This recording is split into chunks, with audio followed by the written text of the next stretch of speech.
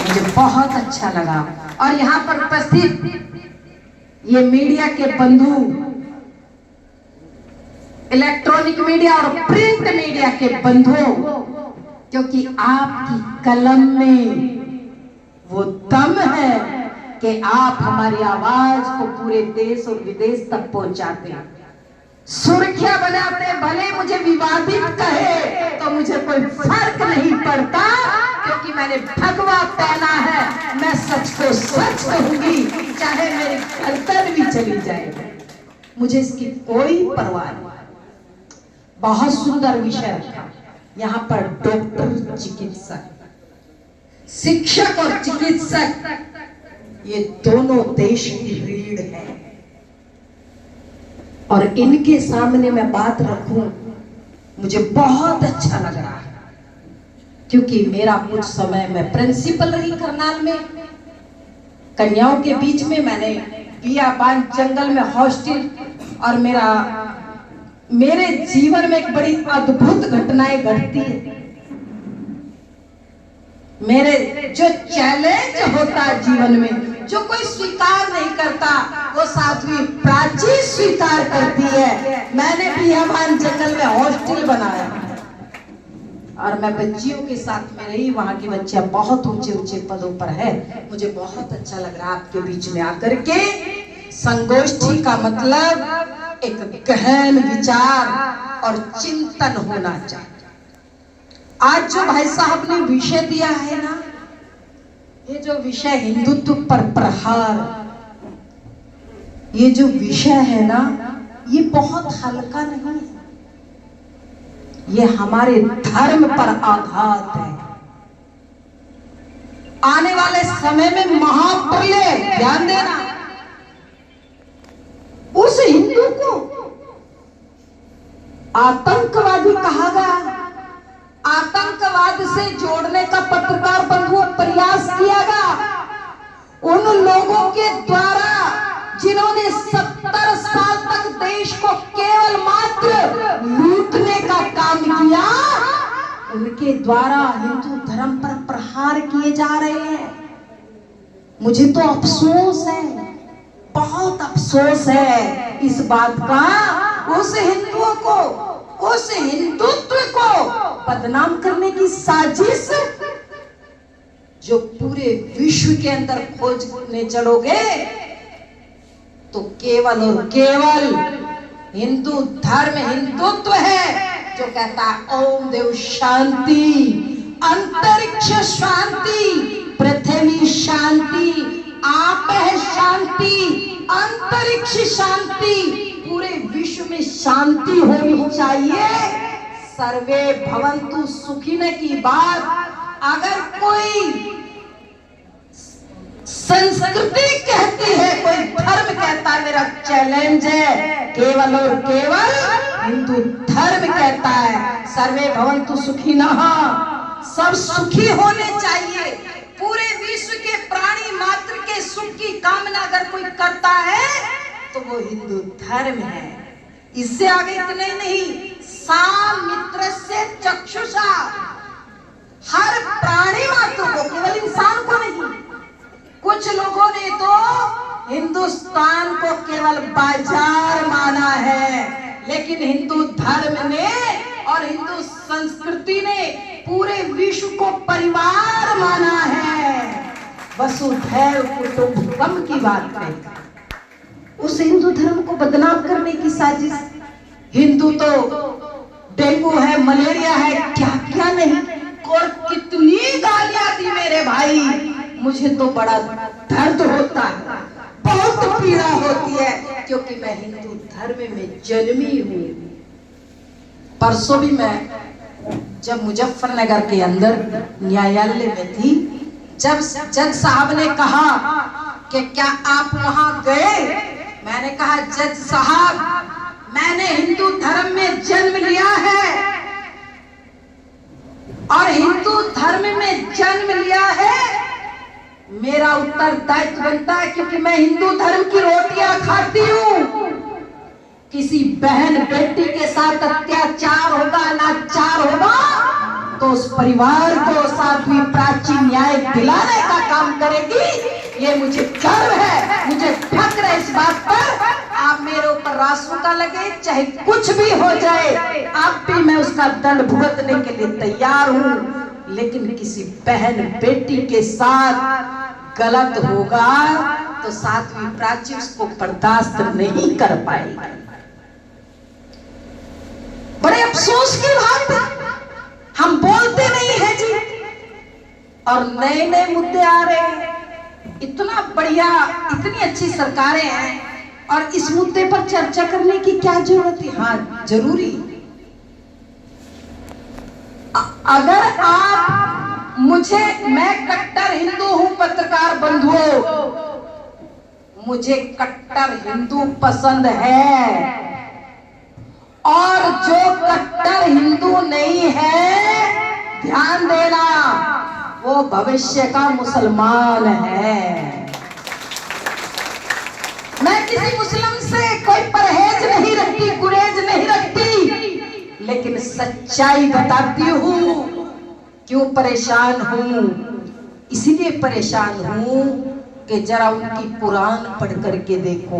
मैं गारंटी से शास्त्रार्थ के लिए तैयार हूं। मेरा धर्म, मेरा सनातन, मेरा वैदिक धर्म, मेरा हिंदू धर्म पूरे विश्व की शांति की बात करता है, प्राणी मात्र के कल्याण की बात करता है। लेकिन जरा वो कुरान उठा करके देखो, जिसमें एक एक आयतें, मैं कहना नहीं चाहूंगी क्या कहती है। अगर वो आयतें आप सुनो, इलाल्लाह, मैं वो आयतें नहीं कहना चाहती, मैं बोलना भी नहीं चाहती। वो आयतें क्या कहती हैं ये आप सब पढ़ लेना। इसलिए कई बार कहती हूं कि हम किसी के खिलाफ नहीं है, हम मानवता के पुजारी हैं जी। हम अपनी संस्कृति और संस्कारों की रक्षा के लिए लड़ते हैं जी, लड़ना पड़ेगा जी। अगर नहीं लड़ेंगे तो मेरा भविष्य, मेरे देश का भविष्य खतरे में आ जाएगा। इसीलिए मुझे बोलना पड़ता है दुख में कि आज उठा दो सब दुकानें यहाँ से काले धंधों की। अरे दाल ना हरगिज गलने देना उन स्वार्थ के अंधों की। सबसे कह दो ये धरती है आजादी के बंदों की। और भगत सिंह के इस भारत में, ध्यान दो, भगत सिंह के इस भारत में, सुभाष चंद्र बोस के इस भारत में जगह नहीं जयचंदों की। कोई जयचंद यहाँ तो नहीं है ना, तो तालियों की गड़गड़ाहट क्यों कम है भाई?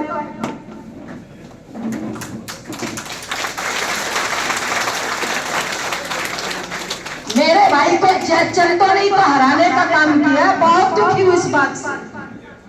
अपने बीच के जयचंदों को पहचानो हिंदुओं, ये बहुत जरूरी है।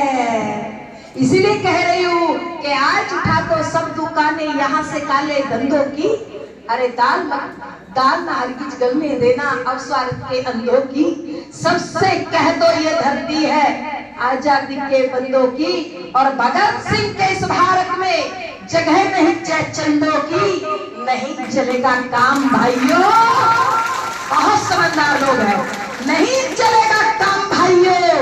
केवल जय जयकारों से संभल के रहना अपने घर में छुपे हुए गद्दारों से। एक बार जोर से आवाज आनी चाहिए, छुपे रहना अपने घर में, छुपे हुए, छुपे हुए, छुपे हुए, छुपे हुए, छुपे हुए, छुपे हुए, छुपे हुए। जब हम इन छुपे हुए गद्दारों को पहचान लेंगे और जान लेंगे और समझ लेंगे, फिर हमें कोई हरा नहीं सकता, कोई अपमानित नहीं कर सकता। मेरे भाई, समस्या तो आजकल यही है ना कि ये जो छुपे हुए गद्दार है उनसे हमें जरूर बचना पड़ेगा, सावधान रहना पड़ेगा। भाई साहब कह रहे थे, योगी जी ने बहुत सुंदर नारा दिया, बहुत सुंदर, और वो चल रहा है और चलना चाहिए। बटेंगे तो, अरे जोर से बोलो, बटेंगे तो, लेकिन ध्यान देना, भाई साहब ने एक बात कही थी, दूसरी बात, बटेंगे तो कटेंगे, लेकिन घटेंगे तो, घटेंगे तो, और तुम तो घटते जा रहे हो। भाई साहब कितने बच्चे हैं आपके, बताइए जी, आपके कितने बच्चे भाई साहब? दादाजी आपके बेटे कितने हैं? दादाजी के बहुत अच्छा, तालियां बजाइए, हंस रहे हो? अरे जी आपके बच्चे कितने हैं? 2। अब तो 1 पर आ गए। सुनो सुनो, आपके 2 है ना? हाँ जी बोलिए भाई साहब, हाथ क्यों जोड़ रहे? बच्चे कितने हैं? बहुत अच्छा, तालियां बजाइए, मेरा सपना ये पूरा करेंगे। वैसे विवादित बयान तो आएगा आज मीडिया में, कोई परेशानी नहीं है। हमें अपना धर्म बचाना है, अपने संस्कार बचेंगे। हम घटेंगे तो बोलो, घटोगे तो, भाई नाराज में आनंद नहीं आ रहा, वैसे हम घट रहे हैं, कम हो रहे हैं।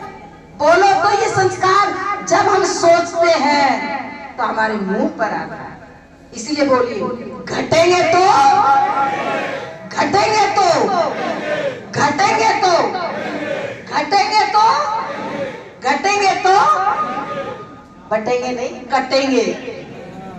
और सुनो, कहां कहां कटे हो, और आने वाले टाइम में जो तैयारी तुम्हारी, ये मत सोचना मोदी जी और योगी जी बस बचा लेंगे और तुम गद्दारों को पहचान भी नहीं पाओगे। मोदी जी अपना काम बहुत अच्छा कर रहे हैं और योगी जी भी बहुत अच्छा कर रहे हैं। मोदी जी योगी जी देश में हैं तो ध्यान देना, पत्रकार बंधुओं के माध्यम से कहना चाहती हूँ, तो आप सुरक्षित हैं। अगर मोदी जी और योगी जी ना होते देश में तो बांग्लादेश यहीं से शुरू होता, डुमरियागंज से।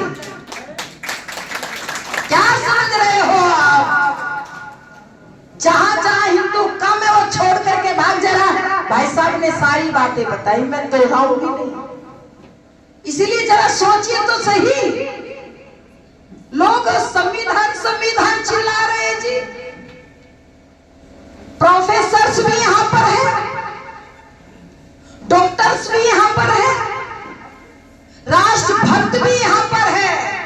और पत्रकार बंधु एक बात पूछना चाहती हूं, संविधान संविधान चिल्ला रहे हैं ना, क्यों पत्रकार बंधुओं? चीख चीख करके दिल्ली की सड़कों पर घूम रहे हैं ना। संविधान सेफ होना चाहिए, संविधान बचना चाहिए, संविधान सुरक्षित होना चाहिए। मैं कहना चाहूंगी, संविधान जो बनाने वाले थे बाबा साहब अम्बेडकर को हराने का काम किसी ने किया तो वो नेहरू जी ने किया। संविधान के निर्माता कानून मंत्री थे बाबा साहब अम्बेडकर को इस्तीफा दिलवाने का काम किसी ने किया तो किसने किया बोलो? नेहरू जी ने किया। दूसरी बात जो मैं पूछना चाहती हूँ पत्रकार बंधुओं, दूसरी बात जो मैं पूछना चाहती हूँ मेरे पत्रकार बंधुओं, राष्ट्र प्रेमी बंधुओं, संविधान संविधान चिल्लाने वालों से जरा पूछिए, सरिया ग्रेट है, सरिया महान है या फिर संविधान महान? पूछना जरूर पत्रकार बंधु, एक क्वेश्चन छोड़ करके जा रहे हैं। ये सरिया के नाम पर ये लोग मत कह लो बहुत आक्रोश में हूं, ये संविधान को भी कुचल सकते हैं, सब कुछ कर सकते हैं, लेकिन मेरा देश आज सुरक्षित हाथों में है, ये इसको बचाने में सहयोग नहीं कर सकते। विदेश में जाते हैं,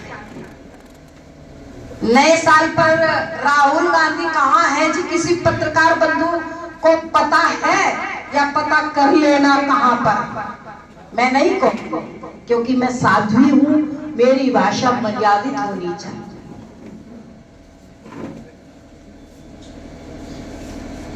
राहुल गांधी, पत्रकारों ने पूछा मुझसे मुजफ्फरनगर में, बोले साध्वी जी, वृंदावन में सुनी, बोले साध्वी जी राहुल गांधी ने किसी को गिरा दिया।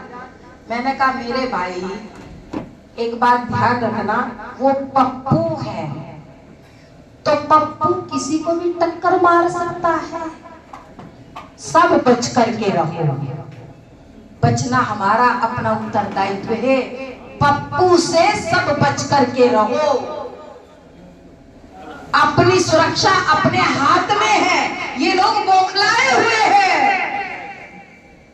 खिसियाली बिल्ली खंबा नोचे वाली कहानी को ये साबित करना चाहते हैं। इसीलिए मैं निवेदन करना चाहती हूँ, 2024 तो चलेगा, राष्ट्रभक्तों हमें राम मंदिर मिला 2024 की शुरुआत में, और जाते जाते भी बहुत कुछ देकर के जा रहा है, बहुत कुछ देकर के गया है। क्या देकर के गया है? संभल देकर के गया है। बोलो भारत माता की। एक के बाद एक, एक के बाद एक, जहां जहां खुदाई होगी वहां मेरे बाबा भोलेनाथ निकलेंगे, ये हमें विश्वास है। अरे मैं तो चैलेंज करती हूँ, जरा काबा में खुदवा दो, काबा की खुदाई करा दो, वहां भी बाबा भोलेनाथ प्रकट हो जाएंगे। सारे मंदिरों को तोड़ करके सब जगह इस विपक्ष को ये दिखाई नहीं दे रहा, पाकिस्तान के अंदर सब मंदिर तोड़ दिए भाई, कभी आवाज नहीं उठाता विपक्ष, कभी कोई बात ही नहीं सुनता किसी हिंदू की। अच्छा एक गजब की बात, कैसे दोगले लोग हैं। मैं एक दिन डिबेट में बैठी और नाम बताऊं तो बड़ी हंसी भी आएगी। मैंने कहा भाई तुम लोग घर में पूजा करते हो कि नहीं, तो राम का विरोध क्यों करते हो, राम मंदिर का विरोध क्यों करते हो? बोले मेरी माँ ने साध्वी जी सुबह डांटा। मैंने कहा कैसे? मंगलवार का दिन था। बोले हनुमान चालीसा नहीं की। तो मैंने कहा मेरे भाई दुर्भाग्य है, घर में हनुमान चालीसा करते हो और डिबेट में बैठ करके राम जी के ऊपर वो भद्र टिप्पणियां करते हो।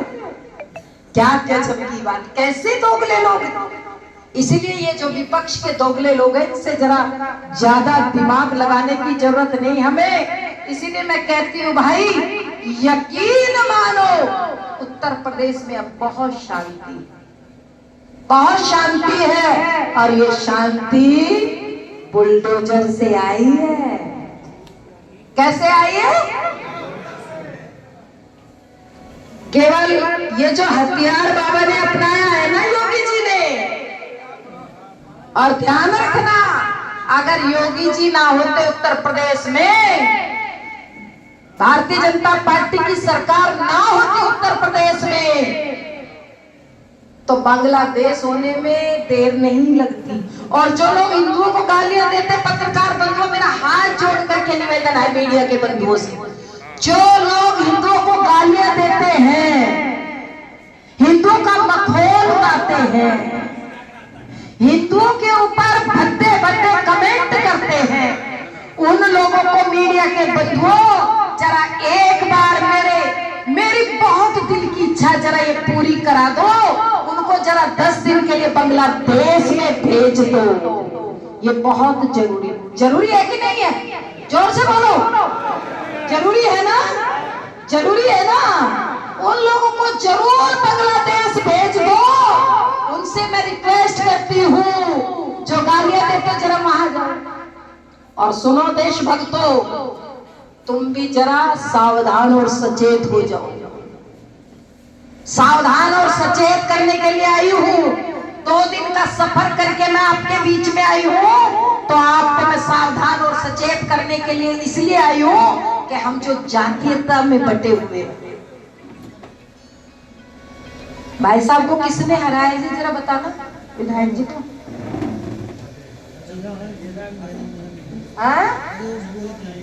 क्या बात है, जोरदार तालियों से स्वागत होना चाहिए। एक बुद्धिजीवी मिला, क्यों नहीं बोल रहे हो? बोलो भाई खुल करके, किसने हराया? हमने भी कहा पश्चिम में घोषणा की है, पश्चिम की सीटें नहीं हारती। वहां भी कुछ जयचंद थे, उन्होंने हराया। आप सावधान और सचेत रहना। इसीलिए मैं निवेदन कर रही हूं आपके बीच में, जो लोग हमें गाली देते हैं, हिंदुओं पर भद्दे कमेंट करते हैं, हिंदुओं को उल्टी सीधी गालियां देते हैं, मैं वो गालियां सुना करके अपनी वाणी को अपवित्र नहीं करूंगा। उनका इलाज इसमें है। अभी कोई चुनाव नहीं है, ध्यान देना, केवल इससे इलाज है।